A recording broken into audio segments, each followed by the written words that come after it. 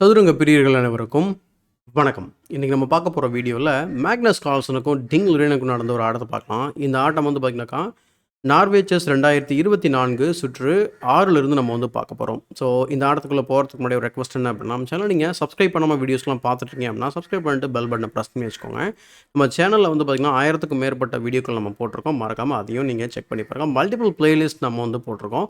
உங்களுக்கு எந்த பிளேலிஸ்ட் வந்து பிடிச்சிருக்கோ அதை தேர்ந்தெடுத்து நீங்கள் பல வீடியோக்களை நீங்கள் வந்து பார்க்க ஆரம்பிக்கலாம். ஸோ இப்போது இந்த கேமை பார்க்கலாம். அண்ட் இந்த கேமுக்குள்ளே போகிறதுக்கு முன்னாடி இன்னொரு முக்கியமான விஷயம் என்ன அப்படின்னா, நம்ம கிளப்பில் வாரம் நம்ம வீக்லி கிளப் டோர்னமெண்ட் வந்து கண்டக்ட் பண்ணிகிட்டு இருக்கோம். நேரில் கண்டக்ட் பண்ணிகிட்டு இருக்கோம். ஸோ இந்த டோர்னமெண்ட்டில் நீங்கள் பங்கேற்கிறதா இருந்தால் நீங்களும் வந்து பங்கேற்க ட்ரை பண்ணலாம். அண்ட் இன்னொரு முக்கியமான விஷயம் என்ன அப்படின்னா, இந்த கேமில் நடந்த ஒரு விஷயம் வந்து பார்த்திங்கன்னா, சதுரங்க வரலாற்றிலே வந்து நடக்கக்கூடாத அல்லது நடக்கவே முடியாதுன்னு நம்பக்கூடிய ஒரு விஷயம் வந்து நடந்து முடிஞ்சிருக்கு.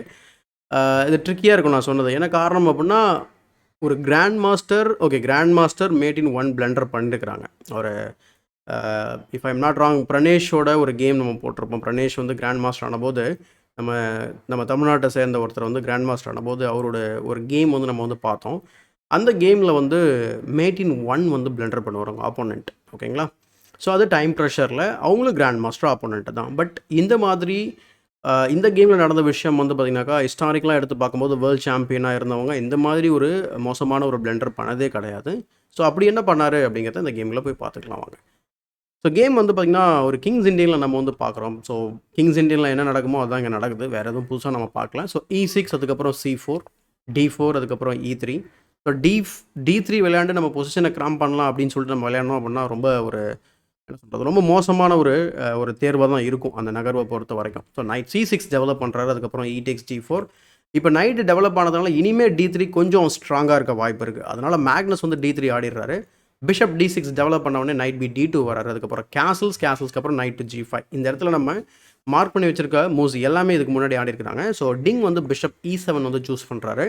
பான் டு F4. ரொம்ப அக்ரெசிவாக வந்து மேக்னஸ் வந்து, ஏன்னா கிங்ஸ் இண்டியன் அட்டாக் அப்படின்னு சொன்னால கிங் சைடில் ஒரு அட்டாக் நம்ம வந்து பண்ணுறது தான் வந்து கிங்ஸ் இண்டியன் அட்டாக்கோட மிகப்பெரிய அல்லது ஒரு முக்கியமான ஒரு சிறப்பு அம்சம் அப்படின்னு சொல்லலாம். அதுக்கு சென்டரை க்ளோஸ் பண்ணி அட்டாக் பண்ணுவாங்க. அதனால தான் கிங்ஸ் இண்டியனை வந்து இந்த மாதிரி ஒரு ஸ்ட்ரக்சர் வந்து நமக்கு வந்து பார்க்க முடியும். ஸோ ரூக் டு B8 போயிட்டு நம்ம வந்து, ஏன்னா கிங் சைடில் அட்டாக் பண்ண போகிறது அவர் உணர்றாரு. அதனால் வந்து குயின் சைடை நம்ம எக்ஸ்பேண்ட் பண்ணி நம்ம கவுண்டர் அட்டாக் பண்ணலாம் அப்படின்னு சொல்லிட்டு ரூக்கை B8 வைக்கிறாரு. So queen E2 developing move, queen C7 developing move, அடுத்து G4. ஆனால் இது வந்து பார்த்திங்கன்னா ரொம்பவே அக்ரெசிவாக வந்து போகிறதுக்கு ட்ரை பண்ணுறாரு மேக்னஸ் ஆல்ரெடி. ஸோ சம்டைம்ஸ் வந்து பார்த்திங்கன்னா இந்த நைட்டெல்லாம் வந்து பார்த்திங்கன்னா G3 ஸ்கொயருக்கு வர வாய்ப்பு இருக்குது. Night E4 and night G3. So இந்த மாதிரி சில ஸ்கொயர்ஸை கண்ட்ரோல் பண்ணி ஈவன் H4 H5ன்னு சொல்லி நிறைய கேம்ஸ் இருக்குது உங்களுக்கு இந்த மாதிரி ஒரு சாயலில். ஸோ G4க்கு அப்புறம் அவர் B5 ஆடுறாரு. அதுக்கப்புறம் B3. ஸோ பானுக்கு பான் சப்போர்ட்டு B C4, அதுக்கப்புறம் ரூக் B6. ஸோ C6க்கு ஒரு ஓவர் ப்ரொடெக்ஷன் ப்ளஸ் வந்து பார்த்திங்கன்னா ரூக்கை டெவலப் பண்ணுறாரு. 6th ரேங்கில் எங்கே வேணால் ஸ்விட்ச் பண்ணிக்கலாம் தேவைப்படும் போது. ப்ளஸ் இந்த இடத்துல நம்ம வந்து இது வந்து ஒரு கம்ப்ளீட்லி ஓப்பன் ஃபைல் அப்படிங்கிறதுனால ஒயிட் வந்து இந்த பக்கம் கிங் சைடில் அட்டாக் பண்ணுறதுனால நம்ம வந்து குயின் சைட் வழியாக கூட நம்மளால் வந்து ரூக்கை இன்ஃபில்ட்ரேஷன் பண்ணி ஏதாவது அட்டாக் பண்ண முடியும் அப்படிங்கிறது தான். ஸோ நைட்டை வந்து சென்ட்ரலைஸ் பண்ணுறாரு. அதுக்கப்புறம் ஒரு பேர் ஆஃப் நைட் வந்து பார்த்திங்கன்னா எக்ஸ்சேஞ்ச் ஆடுது. அதுக்கப்புறம் பிஷப் B7 டெவலப் பண்ணுறாரு. And then F5. ஸோ அவரோட பிளான் படி அவர் போயிட்டே இருக்கிறார் மேக்னஸ். ஸோ E into F5க்கு அப்புறம் G into F5. So F6 is a thread. So அந்த காரணத்தினால இந்த இடத்துல நீங்கள் இப்போவே F6 விளையாடினா கூட சூப்பரான ஒரு ஐடியா தான். ஏன்னா இதுக்கப்புறம் உங்கள் பான் வந்து போகாது. ப்ளஸ் உங்களுக்கு சில வீக்னஸஸ் வந்து கிரியேட் ஆயிருக்கு கிங் சைடில். ஸோ அதுக்கப்புறம் வந்து பார்த்திங்கன்னா பிளாக் அதை ஏதாவது டார்கெட் பண்ணலாமா அப்படின்னு சொல்லி முயற்சி பண்ணுவார். பட் கேமில் நைட் E5 விளையாடிட்டு ரூக் மூலயமா அதுக்கு எக்ஸ்ட்ரா ஒரு டிஃபென்ஸ் ஆட் பண்ணுறாரு. அதுக்கப்புறம் பிஷப் F4க்கு அப்புறம் பான் F6 now. ஸோ முன்னாடி பார்த்த அதே மூவ் கொஞ்சம் 2 மூவ்க்கு அப்புறம் விளையாடுறாரு. So rook E1. So rook E1 வந்து பார்த்திங்கன்னா ரூக் ஆக்டிவேட் பண்ணுது. E7ல் இருக்கக்கூடிய பிஷப்பை வந்து பார்த்திங்கன்னா எக்ஸ்ரே பண்ணுது. அதான் ரொம்ப முக்கியமான விஷயம்.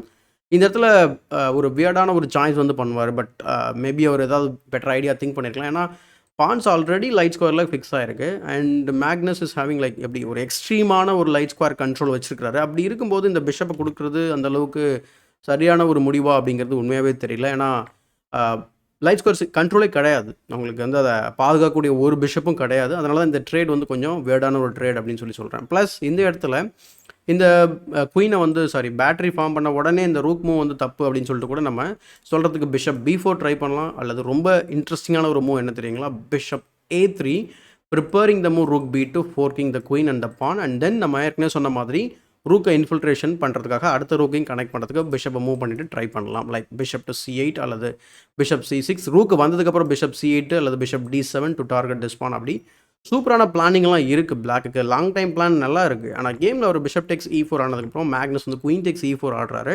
தென் பிஷப் E7ல் இருக்கக்கூடிய பிஷப் சின்ன ப்ரெஷர். ஸோ அதனால் பிஷப்பை மூவ் பண்ணிவிட்டு அந்த நைட்டுக்கு ஒரு எக்ஸ்ட்ரா ஒரு டிஃபென்ஸ் கொடுக்குறாரு. ஏன்னா வந்து ஒரு பான் வந்து போயிடும் அப்படிங்கிறதுனால.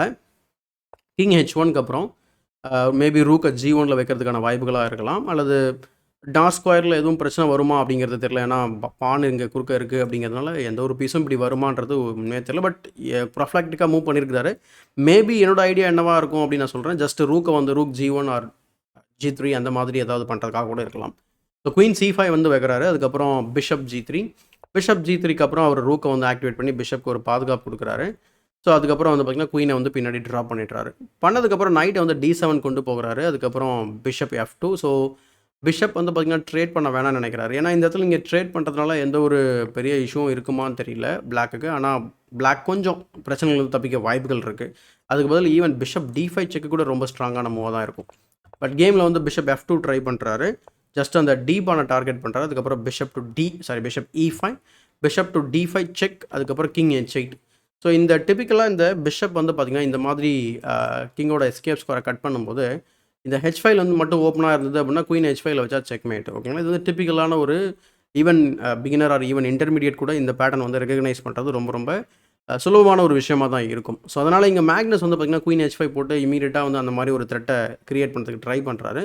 ரொம்ப ரொம்ப சிம்பிள். ஜஸ்ட் ஒரே ஒரு டெம்போவில் ரூக்கை லிஃப்ட் பண்ணிவிட்டு வேறு ஏதாவது ரேண்டம் மூவ் பண்ணால் குயினை சாக் பண்ணி செக்மேட் பண்ணலாம். ஸோ இந்த பேட்டர்ன் ரெகக்னைஸ் பண்ணுறது நான் ஏற்கனவே மென்ஷன் பண்ண மாதிரி even beginner even intermediate players can recognise that.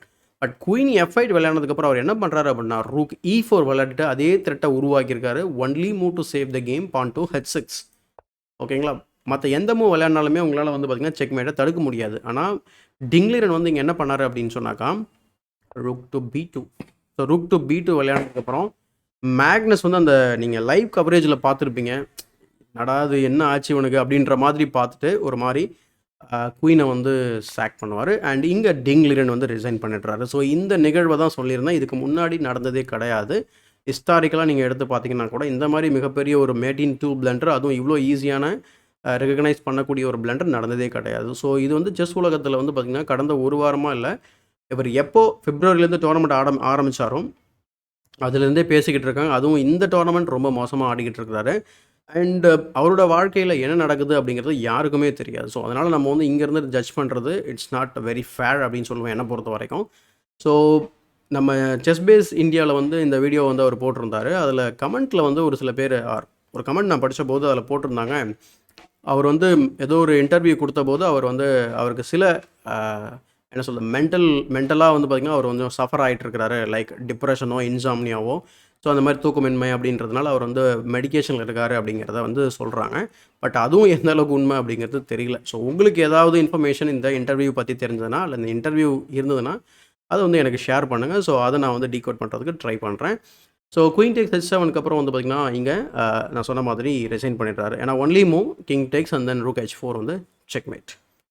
So டிங்லிரன் வந்து இன்னொரு விஷயத்தை கவனிச்சிருக்கணும். இதோட 4 கிளாசிக்கல் ஆட்டம் தொடர்ச்சியாக தோற்றுருக்கிறாரு. ஆனால் இதே டிங்லிரன் வந்து பார்த்திங்கன்னா 100க்கும் மேற்பட்ட கேம் வந்து பார்த்திங்கன்னா லூசிங் அதாவது என்ன சொல்கிறது லூஸே பண்ணாமல் வின்னிங் ஸ்ட்ரீக்கில் இருந்த ஒன் ஆஃப் த அதாவது ஹிஸ்டாரிக்கலாக பார்க்கும்போது அவர் one of the top players. Magnus வந்து பார்த்திங்கன்னா பண்ணியிருக்காரு. அடுத்து டிங்லிரன் வந்து பண்ணியிருக்காரு. அதுக்கு இன்னும் ஒரு பிளேயர் இருக்காங்க. பட் 100 கேமுக்கு மேலே தோக்காமல் விளையாடினதில் இவர் ஒரு இடத்த பிடிச்சிருக்காரு. அண்ட் 3 or 2 years பேக் வந்து பார்த்திங்கன்னா டிங்லிரன் ரொம்ப ரொம்ப ஸ்ட்ராங்கான ஒரு பிளேயர். ஸோ அதையும் நம்ம மறந்துடக்கூடாது. அல்லது இன்னொரு ஸ்பெக்குலேட்டிவான ஒரு விஷயம் என்ன அப்படின்னா ஒருவேளை வேர்ல்ட் சாம்பியன்ஷிப்காக இந்த மாதிரி ஏதாவது இந்த மாதிரி ஒரு வீக்காக இருக்க மாதிரி ஒரு பிம்பத்தை கிரியேட் பண்ணி அதை குகேஷ் மூலம் சைக்காலஜிக்கலாக அவரை பீட் பண்ண பார்க்குறாரா அப்படிங்கிறதும் தெரியல. என்ன வேணால் இருக்கலாம். ஜஸ்ட் நான் தான் சொல்லேன் நம்ம இங்கே இருந்துட்டு எதுவும் ஜட்ஜ் பண்ண முடியாது அப்படின்னு சொல்லிட்டு. ஸோ என்ன நடக்குது அப்படிங்கிறத ஆஸ் யூஷுவல் பொறுத்து தான் பார்க்க முடியும். ஸோ உங்களுக்கு ஏதாவது இன்ஃபர்மேஷன் தெரிஞ்சால் கமெண்ட் செக்ஷனில் பதிவு பண்ணுங்கள், இல்லை இன்ஸ்டாகிராமில் நமக்கு ஷேர் பண்ணுங்கள். ஸோ அதை நம்ம தெரிஞ்சுக்கலாம். ஸோ இந்த வீடியோ பிடிச்சா லைக் பண்ணுங்கள், மறக்காமல் மற்றவங்களுக்கு ஷேர் பண்ணுங்கள். இன்னும் நம்ம சேனலை சப்ஸ்கிரைப் பண்ணல அப்படின்னா சப்ஸ்கிரைப் பண்ணிட்டு பெல் பட்டனை ப்ரெஸ் பண்ணி வச்சுக்கோங்க. இதே மாதிரி ஒரு பயனுள்ள வீடியோவுடன் உங்களை சந்திக்கும் வரை உங்களை விடைபெறுவது உங்கள் சதுரங்க சாணக்கியன்.